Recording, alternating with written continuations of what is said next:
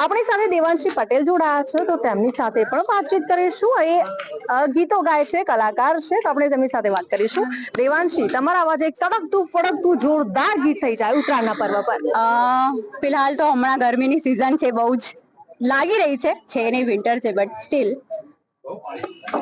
આજ ગગનથી ચંદન ઢોળાય રે, સૈયર મને આ સોના ભણકારા થાય. આજ ગગનથી ચંદન ઢોળાય રે, સૈયર મને આ સોના ભણકારા થાય. Thank you so much. જોરદાર ગીત ગાયું છે. બાકી અહીંયા તો મહેફિલ ખૂબ જ જામી ગઈ છે.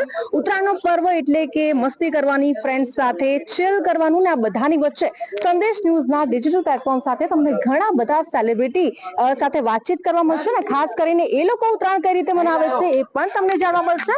તો ક્યાંય જશો નહીં, સંદેશ ન્યૂઝના ડિજિટલ પ્લેટફોર્મ સાથે જોડાયેલા રહેજો.